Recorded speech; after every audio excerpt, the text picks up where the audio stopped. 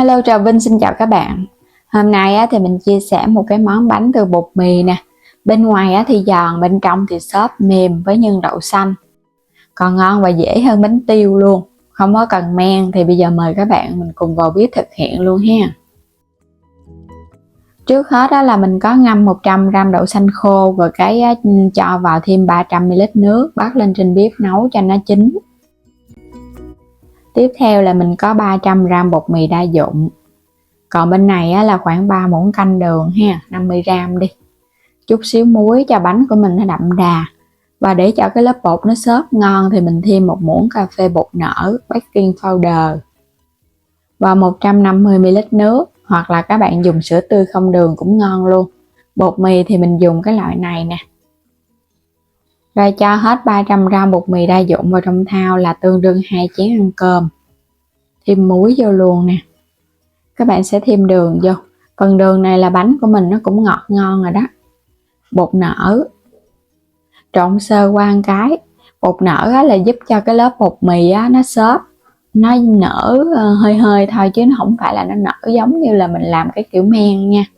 Còn các bạn không thích thì bỏ qua. Hoặc là mình thay vào một cái trứng gà nhỏ cũng ngon nữa đó. Trộn thật đều lên. Cho đường nó tan ra. Cái phần bột này nó ngấm đều với nước. Mình dùng ở đây là bánh chiên nên mình dùng là nước. Còn các bạn thích béo thì dùng sữa tươi. Thêm vào muỗng canh dầu ăn. Các bạn sẽ dùng tay mình nhồi ha cho bột nó quyện lại thành khối. Bột này nó sẽ hơi ẩm ẩm chút chứ nó không quá khô. Khô quá là ra cái bánh không có nở. Còn mà các bạn làm nhão quá thì có thể thêm chút xíu bột mì khô vô. Mình nhồi cho nó quyện lại một cục là được rồi.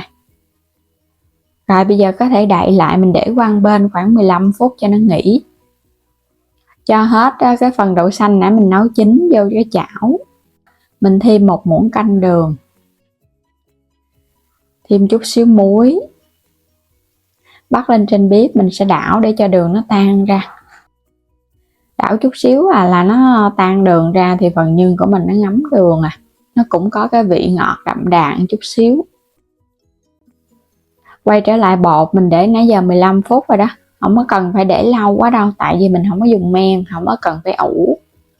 Các bạn chỉ cần để cho nó nghỉ một chút thôi. Thoa chút xíu dầu ăn vào trong bột cho bột nó đừng có bị dính. Dàn nó ra. Các bạn lăn lăn nó để mình chia bột luôn ha. Bánh mà có bột nở thì cái bánh của mình khi mà chiên lên nó nở xốp xốp một chút. Còn không có bột nở thì cái bánh nó sẽ hơi cứng. Và nó giòn và giòn cứng. Tùy các bạn Nếu mà thích cái bánh cứng thì không có dùng bột nở. Mỗi một cái viên bột mình sẽ lận bên ngoài vào trong. Mình chia cái cục bột nhỏ nhỏ thôi, đừng có lớn quá nha. Lớn quá ăn ngán lắm Tại vì bánh này không có dùng men. Rồi để qua một bên. Phủ thêm chút xíu bột khô nè. Bắt đầu là mình dàn cái cục bột ra để mình gói nhân đậu xanh. Chứ không cần phải cán gì hết Cho nó có một chút xíu bột là nó đừng có bị dính cái tài. Dàn mỏng ra. Rồi múc cái nhân bỏ lên. Phần nhân này nãy mình có cho thêm đường thì nó cũng có cái vị ngọt. Còn mà các bạn không có thích ăn ngọt nhiều thì làm nhân không cũng được, không cần phải cho đường. Túm đều, đừng có cho nó ló phần đậu xanh ra bên ngoài nha. Ló ra chút nữa mình chiên nó dễ bị khét bánh lắm. Vo tròn lại là được rồi. Cũng làm tương tự ha.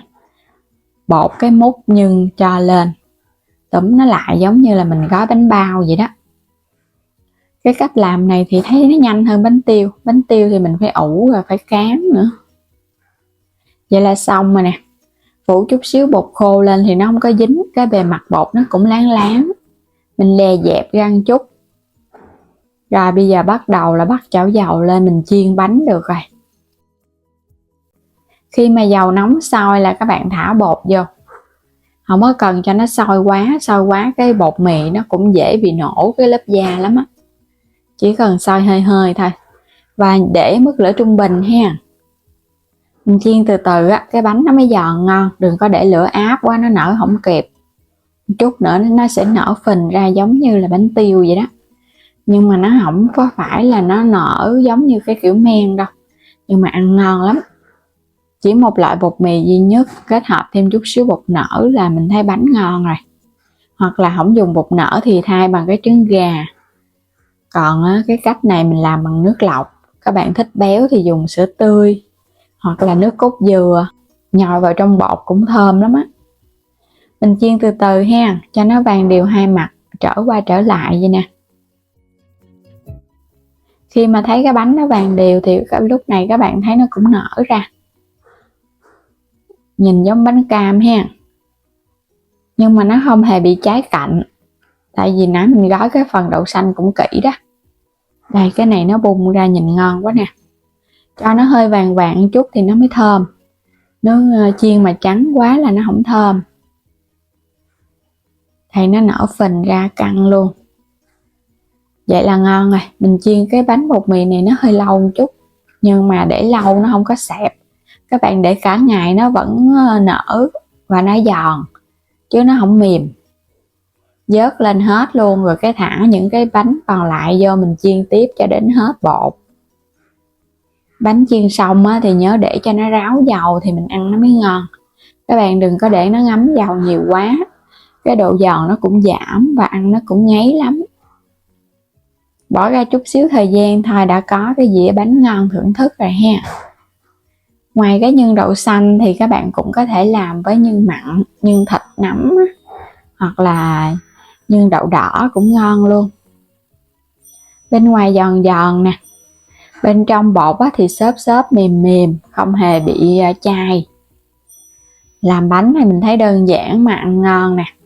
Có thêm đậu xanh thì ăn nó cũng hấp dẫn hơn. Còn các bạn làm bánh nhân không thì ăn nó không ngon bằng.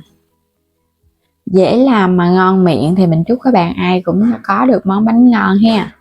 Chỉ có 2 chén bột mì thôi mà mình đã làm ra nguyên một dĩa vậy nè, ăn không hết luôn á. Và cái độ ngọt ở trong bánh là mình làm cũng vừa không có quá đậm đà lắm đâu. Các bạn ăn cũng không sợ bị ngán. Bên trong nó nở nè, cái bột giống như bột bánh bao chiên vậy đó. Có thêm đậu xanh nữa. Đây, cái viền nó vẫn giòn giòn luôn ha. Xung quanh nó nở đều, nó xốp xốp.